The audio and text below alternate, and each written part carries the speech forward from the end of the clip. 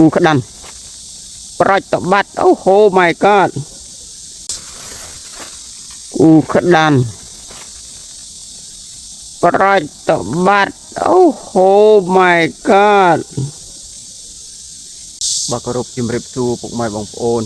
បាទនេះគឺជាคลิปវីដេអូទី9បាទ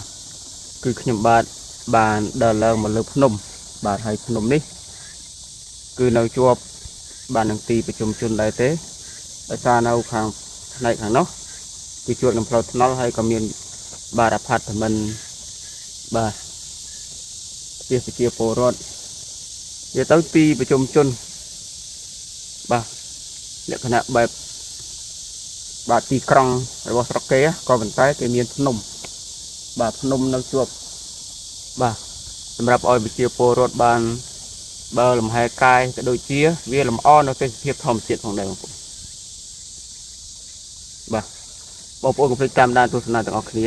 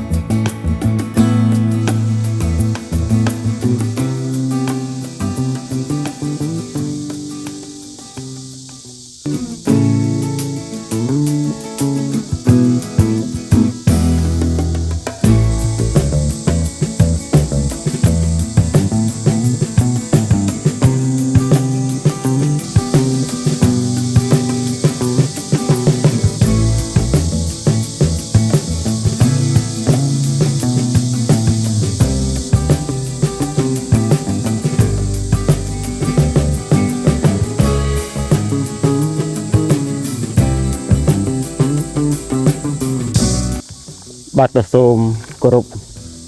ជំរាបសួរពុកម៉ែបងប្អូនអមពូមីងតាយាយបាទបងប្អូននេះគឺជាបាទភ្នំបាទនៅលើភ្នំខ្ញុំបាទកំពុងតែនៅលើភ្នំនេះបាទសម្បូរទៅដោយដើមស្រល់ច្រើនមែនទែនបាទស្រស់ស្អាតដើមស្រល់ដោះពេញនឹង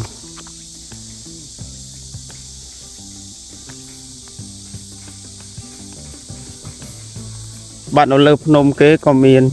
បាទកន្លែងហាត់ប្រាណហើយក៏មានបន្ទប់ទឹកទៀតបាទនេះគឺជាកន្លែងហាត់ប្រាណហើយមានកន្លែងបន្ទប់ទឹកនៅលើភ្នំ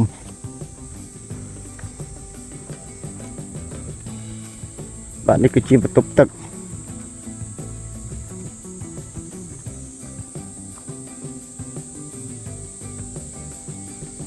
បាទសម្រាប់ភ្នំនេះពោពេញទៅដោយដើមស្រល់ច្រើនខ្លាំងមែនទែន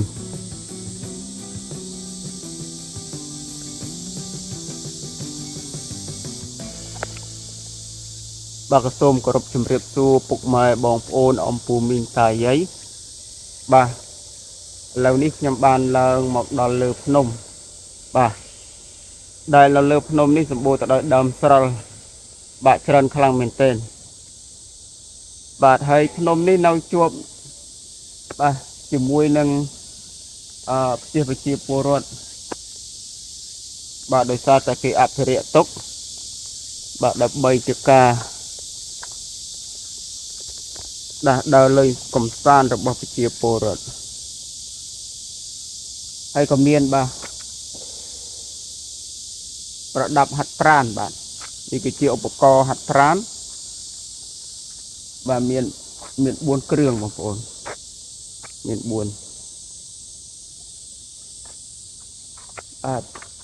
ទេសភាពនៅលើភ្នំគេគឺស្អាតម្យ៉ាងដែរបាទនេះដូចយើង តលេងនៅលើកន្លែងភ្នំស្អី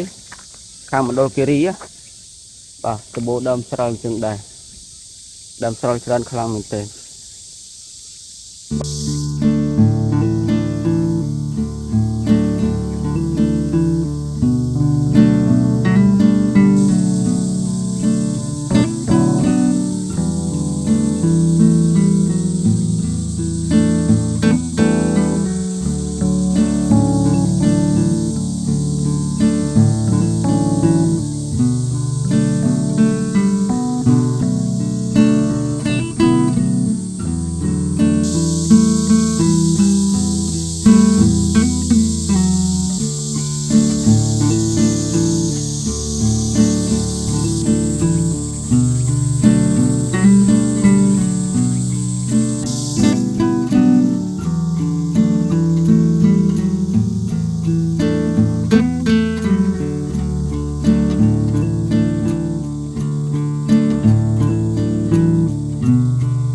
បាទបងប្អូននេះហើយបាទគឺជា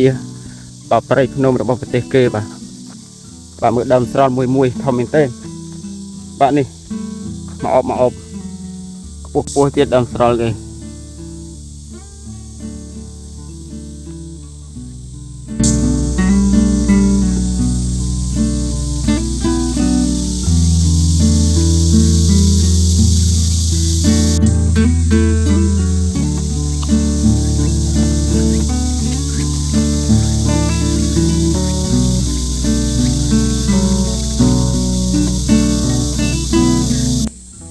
បាទក៏សូមគោរពជម្រាបសួរបងប្អូនសាជាថ្មីបាទនេះគឺជាព្រៃភ្នំ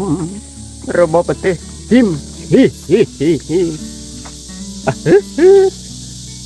បាទអត់ទៅស្ងប់ស្ងាត់ប្រហែលទេបាទសំលេងរៃយំសំលេងសត្វយំទេសភាពស្អាតបែបធម្មជាតិមួយយ៉ាងម្នាក់ទេជាមួយស្រុកខ្មែរយើងក៏ប៉ុន្តែនៅលើភ្នំគេមានបាទគេកាប់ឆ្កាដើរហាត់ប្រាណនិយាយទៅវាជាទំនៀមទម្លាប់តពីជីដូនជីតាគេមកគេដើរលេងរបៀបលក្ខណៈចុងសប្តាហ៍គឺគេឡើងភ្នំចុងសប្តាហ៍គឺគេឡើងភ្នំបាទតោះបងប្អូនយើងតាមដានទស្សនាជាបន្តទៀតបងប្អូនបាទសូមគោរពអញ្ជើញបាទបងប្អូនអានេះគឺជាបាទព្រៃគេគ្មានស្ដុកគ្មានស្អីមានព្រៃខ្មែរយើងអាចដើរកាត់ផ្លូវដែលគេធ្លាប់ដើរគឺយើងអាចដើរកាត់បានក្តាន់ប្រាច់តបាត់អូហូ my god ក្តាន់ប្រាច់តបាត់អូហូ my god កូនក្តាន់មិញបងប្អូនវាចង់មកស៊ីអីនៅកន្លែងនេះចុះតបាត់លើកបាត់អូពីរតមួយទៀត